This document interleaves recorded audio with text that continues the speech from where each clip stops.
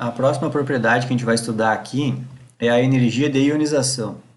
Eu já expliquei o que é isso daqui. Lembrem quando eu... Deixa eu achar aqui. Lembrem quando eu expliquei essa imagem aqui já em vídeos anteriores? Eu falei que o elétron de um átomo, quando ele está no estado neutro, que é quando ele está menos energético, né? No nível mais baixo possível para ele, quando ele absorve energia, ele pode sofrer excitações. Só que talvez essa energia seja tão grande que a gente consegue fornecer tanta energia para ele sair do átomo. Lembram dessa explicação, né? Quando esse elétron abandona o átomo, a gente tem uma ionização. Então, vejam que aqui no livro nós estamos falando de energia de ionização. Essa é a energia. O quanto energético tem que ser essa quantidade de energia que bate nesse elétron para a gente arrancar ele do átomo, certo? Então, deixa eu voltar para o livro aqui. A energia de ionização é isso. Então, aqui o livro dá um exemplo que é o seguinte, ele dá o exemplo com átomo de cobre, né? Que é o seguinte, ó, a gente pode fornecer energia para o elétron mais externo do átomo de cobre, e esse elétron mais externo, ele pode pegar essa energia e abandonar o átomo. Só que aí o cobre, então, bem como eu tinha escrito naquelas minhas imagens lá, né? Vocês podem ver que está bem igualzinho que eu fiz, né? Só que lá eu escrevia com X, porque era coringa a minha explicação. Mas agora aqui a explicação está dando nome aos bois, né? Então aqui o átomo de cobre, ele recebe essa quantidade de energia e o elétron passa para todos os possíveis níveis e sobra energia para ele. Então ele vai embora do átomo. Então a gente diz que o átomo virou um íon, no caso aqui é um cátion, né? E está ali o elétron.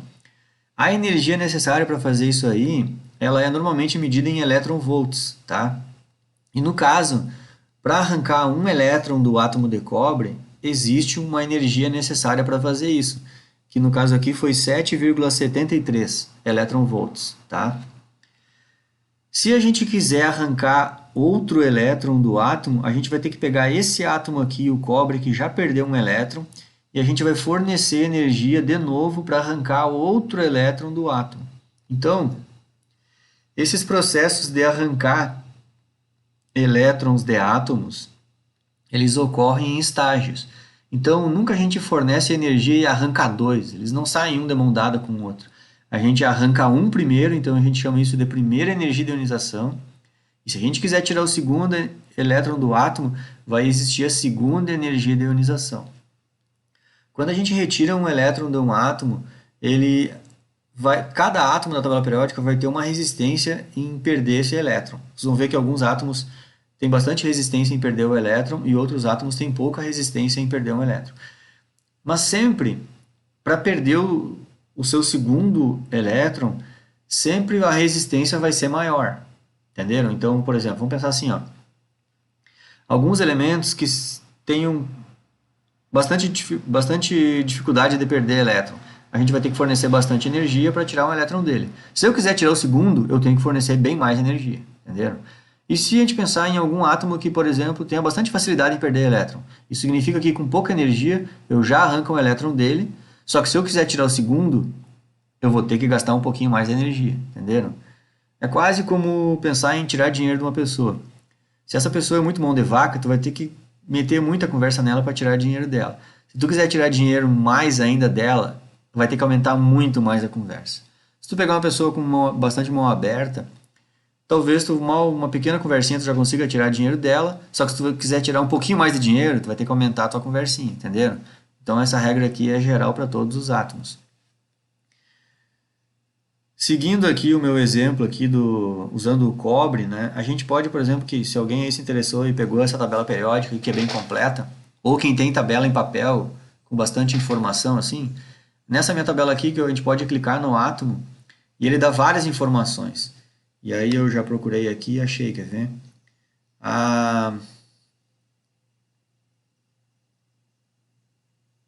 Tá aqui. Potencial de ionização é a mesma coisa que energia de ionização, né? Energia necessária. Vejam aqui que a energia necessária para o cobre perder um elétron é 7,7264 elétron-volt. E no livro está a mesma coisa, só que no livro ele já arredondou para 13, ele deixou com duas casas após a vírgula, ele arredondou para 13 aqui. Mas então, vejam que nessa tabela que eu tenho aqui, sempre a tabela dá para a gente o primeiro potencial de ionização. E isso é bem comum, quem tem tabela em papel também, geralmente eles colocam só o primeiro potencial. Vai ser muito difícil uma tabela dar o segundo potencial de ionização, que seria essa informação que está no livro aqui. O livro deu para a gente o segundo potencial de ionização do cobre. E, inclusive, aqui no livro ele fez uma coisa bem legal, que é essa imagem aqui, ó. Ele pegou alguns exemplos, ó, lítio, berílio, boro, sódio, só como exemplo, né?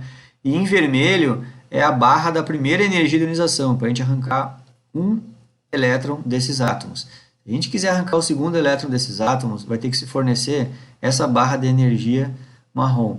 Se a gente quiser arrancar o terceiro elétron desse átomo, seria essa barra de energia mais escura. E arrancar, aqui está a barrinha de energia mais escura. E arrancar 4 elétrons do boro, por exemplo, teria que fornecer toda essa barra de energia aqui, tá? Então, agora o que a gente vai ver de interessante na tabela periódica? Aqui o Atkins fez uma tabelinha só com os elementos representativos de novo, né? E ele mostrou em degradê de cor aqui, ó, quanto mais quente a cor aqui, ó, quanto mais vermelha, maior é a energia de ionização. Então dá para perceber que o elemento da tabela periódica com maior energia de ionização é o hélio. Depois tem o neônio, que é o gás nobre, depois vem esses dois aqui, que já estão em laranja, depois os elementos em verde, depois os elementos mais azulados aqui, tá?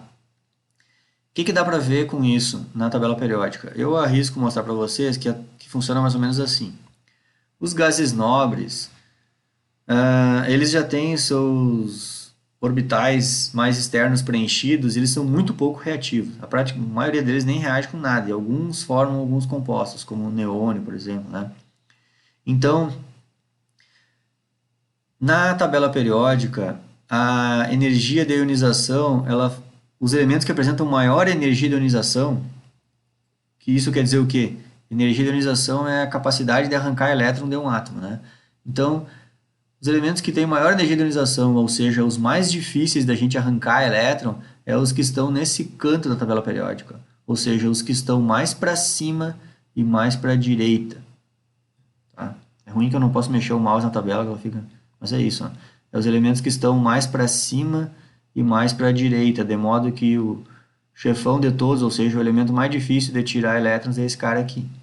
E o oposto, quanto mais para baixo e mais para a esquerda, mais fácil é de tirar elétrons. Essa é uma regra simplória, vai ter uma ou outra exceçãozinha, umas exceções nas diagonais, assim, mas é uma regra bem simplória que funciona. E aqui nessa regra eu vou falar uma coisa que eu pulei antes, porque eu quis, né? Mas o que a hora melhor de falar é essa. Se a energia de ionização é isso, o que dá para perceber na tabela periódica, aqui tem uma exceção que o hidrogênio, nesse caso era bom nós escrever ele aqui perto, né? Até vamos voltar no Atkins aqui, vejam que o hidrogênio ele é um dos verdinhos, né? Então ele não era para estar ali em cima dos azul, vejam que o hidrogênio é um cara que é chato botar na tabela periódica, né? Até vou fazer um parênteses, eu falei que tem tabela que bota hidrogênio em cima do flúor, né? Eu já tive uma tabela, só que não sumiu. Eu já tive uma tabela que bota hidrogênio em diagonal ao boro aqui. Tipo, o autor resolveu assim, eu não vou botar nem aqui nem aqui. Ele botou o hidrogênio voando aqui. Até é uma ideia boa também. Bom, então o que eu vou explicar para vocês aqui então é o seguinte. Os elementos que estão mais para baixo na tabela e mais para a esquerda, que é todo esse grupo de elementos aqui, ó. Vou pegar o mouse e fazer aqui, ó. É toda essa galera aqui, ó. Tudo isso aqui... Todos aqui, todos aqui, tudo isso aqui, e mais ou menos essa diagonal laranja aqui, ó. Mais ou menos dessa diagonal que eu estou fazendo com o mouse para baixo, isso eu digo mais ou menos, tem um leve errinho de um e outro. Mas aqui, ó, daqui para baixo, todos esses elementos a gente chama de metais. E qual é a característica principal dos metais? É que todos esses elementos eles têm baixa energia de ionização, ou seja, são átomos que não... Ou seja, são átomos que é muito fácil arrancar elétrons dele. Outra característica dos metais é que eles conseguem se ligar entre eles. E aí, aqui no Harris, vem um desenho bem legal, que é o seguinte. Os átomos, os metais, se ligam entre eles. Só que é uma ligação entre elementos químicos que não querem elétrons. Eles estão loucos para perder aqueles elétrons. Então, é uma ligação química onde... A gente costuma dizer que são vários cátions ligados entre eles, porque eles estão praticamente na forma de cátion. Eles, bem dizer, perderam um elétron. Só que não dá para dizer que eles perderam porque ninguém quer pegar. Então é como se fosse Se eu for falar em dinheiro aqui, é um monte de gente mão aberta, ninguém faz questão de pegar o dinheiro, todo mundo atira os dinheiro pro chão, para cima, para tudo que é lugar, e o dinheiro fica sobrando lá, porque ninguém pega, não tem nenhum cara aqui que quer dinheiro. É só cara que não quer dinheiro, entendeu? Então a mesma explicação aqui é com os átomos. Só temos elementos químicos que querem perder elétrons. Então é por isso que os metais são bons condutores de eletricidade, que é uma coisa que eu expliquei lá no início, quando eu falei da corrente direta e corrente alternada, né? Eu dei uma explicaçãozinha que o fio metálico, lá o condutor, os elementos químicos todos eram elementos que queriam perder elétrons. E agora vocês entenderam bem a explicação, que vem da baixa energia de ionização. Então, como todos os elementos aqui não fazem questão nenhuma dos elétrons que tem, se a gente coloca um elétron numa extremidade, é muito fácil coletar elétron na outra extremidade. Então é por isso que todos os elementos metálicos são muito bons condutores de corrente elétrica. Existem outras características também do metal. Não vou me estender muito no meu vídeo aqui, mas assim, é por isso também que os metais são muito dúcteis. Dúctil quer dizer que tu ah, consegue dobrar ele, né? Ele não é quebradiço, né? Por essa característica aqui também, tu consegue, pelo fato dessa maleabilidade aqui das ligações, de não serem muito rígidas, existe essa característica dos metais, deles serem bastante maleáveis, né? Esse malhável aí quer dizer dúctil.